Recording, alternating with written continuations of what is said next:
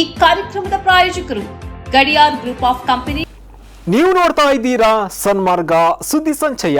ನಾನು ಶಂಶೀರ್ ಬುಡೋಳಿ. ಉತ್ತರ ಪ್ರದೇಶದಲ್ಲಿ ಎಸ್ಐಆರ್ ಮೂಲಕ ಮುಸ್ಲಿಂ ಜನಸಂಖ್ಯೆ ಹೆಚ್ಚಿರುವಂತಹ ಪ್ರದೇಶಗಳಲ್ಲಿ ಅತ್ಯಧಿಕ ಮತದಾರರ ಹೆಸರನ್ನ ಡಿಲೀಟ್ ಮಾಡಿರುವುದು ಬೆಳಕಿಗೆ ಬಂದಿದೆ. ಇದು ಎಸ್ಐಆರ್ ನಡೆಸಿ ಅಲ್ಪಸಂಖ್ಯಾತರು, ಬಡವರು, ದಲಿತರು ಇವರ ಮತದಾನದ ಹಕ್ಕನ್ನ ಕಿತ್ತುಕೊಳ್ಳುವ ಪ್ರಯತ್ನ ನಡೆಸಲಾಗ್ತಾ ಇದೆ ಎಂಬ ವಿಪಕ್ಷಗಳ ಆರೋಪಕ್ಕೆ ಪುಷ್ಟಿ ನೀಡಿದೆ. ಉತ್ತರ ಪ್ರದೇಶದ ಒಟ್ಟು ಜನಸಂಖ್ಯೆಯಲ್ಲಿ 19.26% ಮುಸ್ಲಿಮರು ಇದ್ದಾರೆ. ಈ ಪೈಕಿ 10 ಜಿಲ್ಲೆಗಳಲ್ಲಿ ಮುಸ್ಲಿಮರ ಜನಸಂಖ್ಯೆ ಅಧಿಕ. ಎಸ್ಐಆರ್ ಬಳಿಕ ಬಿಡುಗಡೆಯಾದ ಮೊದಲ ಕರಡು ಪಟ್ಟಿಯನ್ನು ಪರಿಶೀಲಿಸಿದಾಗ ಇಡೀ ಉತ್ತರ ಪ್ರದೇಶದ ಮತದಾರರ ಪಟ್ಟಿಯಿಂದ 18.70% ಮತದಾರರ ಹೆಸರು ತೆಗೆದುಹಾಕಲಾಗಿದೆ. ಪ್ರತ್ಯೇಕವಾಗಿ ಮುಸ್ಲಿಮರು ಅಧಿಕವಾಗಿರುವ ಜಿಲ್ಲೆಗಳಲ್ಲಿನ ಮತದಾರರ ಪಟ್ಟಿಯನ್ನು ಪರಿಶೀಲಿಸಿದಾಗ ಸರಾಸರಿ 18.75% ಮತದಾರರ ಹೆಸರು ಡಿಲೀಟ್ ಆಗಿರುವುದು ಕಂಡುಬಂದಿದೆ. ಉತ್ತರ ಪ್ರದೇಶದಾದ್ಯಂತ ಅತಿ ಹೆಚ್ಚು ಮತದಾರರ ಹೆಸರನ್ನು ಲಕ್ನೋ 30%, ಗಾಜಿಯಾಬಾದ್ 28.83%, ಕಾನ್ಪುರ 25.50%, ಮೀರಟ್ 24.65%, ಪ್ರಯಾಗ್ರಾಜ್ 24.64%, ಗೌತಮ ಬುದ್ಧನಗರ 23.98%, ಆಗ್ರಾ 23.25%, ಹಾಪುರ್ 22.30% ಮತ್ತು ಶಹಜಾನ್ಪುರ 21.76% ತೆಗೆದುಹಾಕಲಾಗಿದೆ. ಬಿಹಾರ ಸೇರಿದಂತೆ 13 ರಾಜ್ಯಗಳು ಮತ್ತು ಕೇಂದ್ರಾಡಳಿತ ಪ್ರದೇಶಗಳಲ್ಲಿ ಇಲ್ಲಿಯವರೆಗೆ ಎಸ್ಐಆರ್ ನಡೆಸಲಾಗಿದ್ದು, ಉತ್ತರ ಪ್ರದೇಶದಲ್ಲೇ ಅಧಿಕ ಮತದಾರರ ಹೆಸರನ್ನು ತೆಗೆದುಹಾಕಲಾಗಿದೆ. ಇದಕ್ಕೆ ಚುನಾವಣಾ ಆಯೋಗ ನೀಡಿರುವ ಕಾರಣ ಮತದಾರರು ಮೃತಪಟ್ಟಿದ್ದಾರೆ, ಸ್ಥಳಾಂತರಗೊಂಡಿದ್ದಾರೆ, ಪ್ರಕ್ರಿಯೆಯಲ್ಲಿ ಭಾಗಿಯಾಗಿಲ್ಲ, ಹಲವು ಸ್ಥಳಗಳಲ್ಲಿ ಒಂದೇ ಹೆಸರು ನೋಂದಾಯಿಸಲಾಗಿದೆ ಎಂಬುದು. ಹಾಗೆಯೇ ಜನರು ಆಕ್ಷೇಪ ಸಲ್ಲಿಸಲು ಅವಕಾಶ ಇರುವುದರಿಂದ ಈ ಸಂಖ್ಯೆ ಕಡಿಮೆಯಾಗಬಹುದು ಎಂದಿದ್ದಾರೆ. ಹೆತ್ತವರನ್ನ ಆರೈಕೆ ಮಾಡದ ಮಕ್ಕಳು ಸರ್ಕಾರಿ ಉದ್ಯೋಗದಲ್ಲಿದ್ದರೆ ಅವರ ವೇತನದಿಂದ ಪ್ರತಿ ತಿಂಗಳು 10% ಹಣವನ್ನು ಇವರ ಹೆತ್ತವರ ಅಕೌಂಟ್ಗೆ ವರ್ಗಾಯಿಸಲಾಗುತ್ತೆ ಎಂದು ತೆಲಂಗಾಣದ ಸಿಎಂ ಹೇಳಿಕೆಯನ್ನ ನೀಡಿದ್ದಾರೆ. ವೃದ್ಧ ಹೆತ್ತವರು ತಮ್ಮ ಮಕ್ಕಳ ಬಗ್ಗೆ ದೂರು ನೀಡಿದರೆ ಅದನ್ನು ಗಂಭೀರವಾಗಿ ಪರಿಗಣಿಸಬೇಕು. ಆ ಬಗ್ಗೆ ಪರಿಶೀಲನೆ ನಡೆಸಬೇಕು. ಮಾತ್ರ ಅಲ್ಲ, ಅವರ ಮಕ್ಕಳು ಸರ್ಕಾರಿ ಉದ್ಯೋಗದಲ್ಲಿದ್ದರೆ ಅವರ ವೇತನದಿಂದ 10% ಹಣವನ್ನು ವೃದ್ಧರ ಬ್ಯಾಂಕ್ ಅಕೌಂಟ್ಗೆ ವರ್ಗಾಯಿಸಬೇಕು ಎಂದು ಮುಖ್ಯಮಂತ್ರಿ ರೇವಂತ್ ರೆಡ್ಡಿ ಹೇಳಿದ್ದಾರೆ. ವೃದ್ಧ ಹೆತ್ತವರನ್ನ ಅನಾಗರಿಕವಾಗಿ ನಡೆಸಿಕೊಳ್ಳುವ ಮಕ್ಕಳ ಸುದ್ದಿಗಳು ಆಗಾಗ ಮಾಧ್ಯಮಗಳಲ್ಲಿ ವರದಿಯಾಗುತ್ತಿರುವುದರ ನಡುವೆಯೇ ತೆಲಂಗಾಣ ಸರ್ಕಾರದಿಂದ ಈ ಐತಿಹಾಸಿಕ ನಿರ್ಧಾರ ಬಹಿರಂಗವಾಗಿದೆ.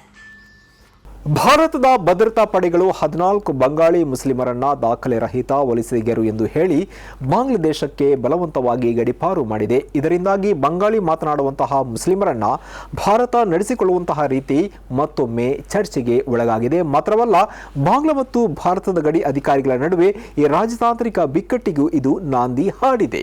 ವರದಿಯ ಪ್ರಕಾರ ಡಿಸೆಂಬರ್ 26ರಂದು ಈ ಘಟನೆ ನಡೆದಿದೆ. ಗಡಿ ಭದ್ರತಾ ಪಡೆಯ ಸಿಬ್ಬಂದಿಗಳು ಒಡಿಶಾದಲ್ಲಿ ಬಂಗಾಳಿ ಮುಸ್ಲಿಮರನ್ನು ಬಂಧಿಸಿ ಬಾಂಗ್ಲಾದೇಶಕ್ಕೆ ಅಟ್ಟಿದ್ದಾರೆ ಎಂದು ಆರೋಪಿಸಲಾಗಿದೆ. ಇವರು ದಶಕಗಳಿಂದ ಒಡಿಶಾದಲ್ಲಿ ವಾಸಿಸುತ್ತಿದ್ದರು ಮತ್ತು ಭಾರತದ ಪೌರತ್ವವನ್ನು ಸಾಬೀತುಪಡಿಸುವ ದಾಖಲೆಗಳನ್ನು ಹೊಂದಿದ್ದರು ಎಂದು ಸಂಬಂಧಿಕರು ತಿಳಿಸಿದ್ದಾರೆ. ಒಡಿಶಾ ಪೊಲೀಸರಿಂದ ಬಂಧಿತರಾದವರು 70 ವರ್ಷಗಳ ಹಿಂದೆ ಒಡಿಶಾದಲ್ಲಿ ನೆಲೆಸಿದ್ದ ಒಂದೇ ಕುಟುಂಬಕ್ಕೆ ಸೇರಿದವರು. ಇವರಲ್ಲಿ ಆಧಾರ್ ಕಾರ್ಡ್, ಮತದಾರರ ಗುರುತಿನ ಚೀಟಿ, ಪಡಿತರ ಚೀಟಿ ಮತ್ತು ಭಾರತೀಯ ಅಧಿಕಾರಿಗಳು ನೀಡಿದ ಭೂ ದಾಖಲೆಗಳು ಇದ್ದವು ಎಂದು ಬಂಧುಗಳು ತಿಳಿಸಿದ್ದಾರೆ. ಅವರು ಬಂಗಾಳಿ ಮಾತನಾಡುತ್ತಾರೆ ಎಂಬ ಕಾರಣಕ್ಕಾಗಿ ಅವರನ್ನು ಹೀಗೆ ನಡೆಸಿಕೊಳ್ಳಲಾಗಿದೆ. ಪೊಲೀಸರು ದಾಖಲೆಗಳನ್ನು ಪರಿಶೀಲಿಸಲು ನಿರಾಕರಿಸಿದ್ದರು ಮತ್ತು ಅವರನ್ನು ಬಲವಂತದಿಂದ ಬಾಂಗ್ಲಾ ಗಡಿಯೊಳಕ್ಕೆ ತಳ್ಳಿದರು ಎಂದು ಕುಟುಂಬ ಸದಸ್ಯರು ತಿಳಿಸಿದ್ದಾರೆ. ಇದನ್ನು ಬಾಂಗ್ಲಾದ ಗಡಿ ಅಧಿಕಾರಿಗಳು ಕೂಡ ದೃಢಪಡಿಸಿದ್ದಾರೆ. ಮಂಜು ಕವಿದ ವಾತಾವರಣದಲ್ಲಿ ಈ ಕುಟುಂಬವನ್ನು ರಾತ್ರಿಯಲ್ಲಿ ಬಾಂಗ್ಲಾದೇಶಕ್ಕೆ ತಳ್ಳಲಾಯಿತು ಎಂದು ಬಾಂಗ್ಲಾ ಅಧಿಕಾರಿಗಳು ಹೇಳಿದ್ದಾರೆ.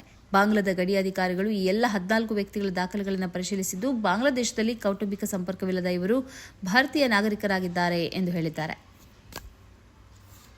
2025ರಲ್ಲಿ ಭಾರತದಲ್ಲಿ ಕಾನೂನು ಬಾಹಿರವಾಗಿ 50 ಮಂದಿ ಮುಸ್ಲಿಮರ ಹತ್ಯೆ ನಡೆದಿದೆ ಎಂದು ವರದಿ ತಿಳಿಸಿದೆ. ಇದರಲ್ಲಿ 27 ಮಂದಿ ಮುಸ್ಲಿಮರು ಕೋಮುವಾದಗಳಿಂದ ಸಾವನ್ನಪ್ಪಿದ್ರೆ 23 ಮಂದಿ ಮುಸ್ಲಿಮರು ಪೊಲೀಸರಿಂದ ಹತ್ಯೆಗೀಡಾಗಿದ್ದಾರೆ ಮತ್ತು ಇವರಲ್ಲಿ 2 ಮಕ್ಕಳು ಸೇರಿದ್ದಾರೆ ಎಂದು ಈ ವರದಿ ತಿಳಿಸಿರುವಂಥದ್ದು.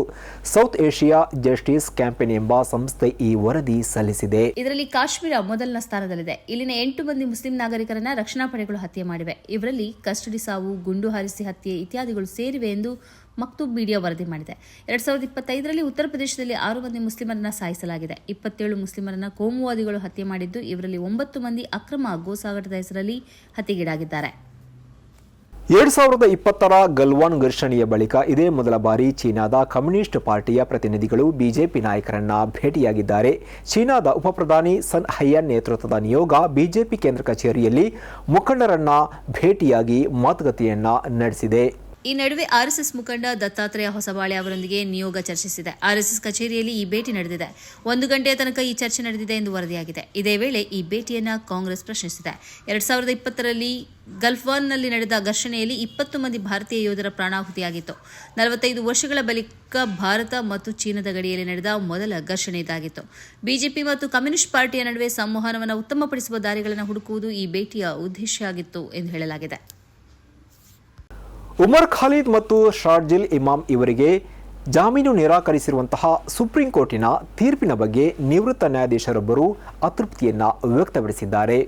ನಿವೃತ್ತ ನ್ಯಾಯಾಧೀಶರಾದ ಮದನ್ ಬಿ ಲೋಕೂರ್ ಮತ್ತು ಜಸ್ಟಿಸ್ ಸುಧಾಂಶ್ ದುಲಿಯಾ ಎಂಬುವರು ತೀರ್ಪಿನ ವಿರುದ್ಧ ಆಕ್ಷೇಪ ವ್ಯಕ್ತಪಡಿಸಿದ್ದಾರೆ.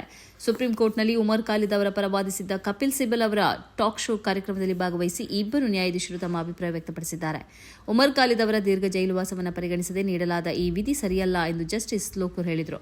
2020ರಲ್ಲಿ ಉಮರ್ ಖಾಲಿದ್ ಮತ್ತು ಶಾರ್ಜಿಲ್ ಇಮಾಮ್ ಜೈಲು ಪಾಲಾಗಿದ್ದಾರೆ. ಆದರೆ ಕ್ರಿಮಿನಲ್ ಪ್ರಕ್ರಿಯೆಯ ನಿಯಮದ ಸೆಕ್ಷನ್ 207ರ ಪ್ರಕಾರ 3 ವರ್ಷಗಳ ಬಳಿಕ ಇವರಿಗೆ ಪ್ರಾಸಿಕ್ಯೂಷನ್ ಸಾಮಗ್ರಿಗಳನ್ನು ಒದಗಿಸಲಾಗಿದೆ.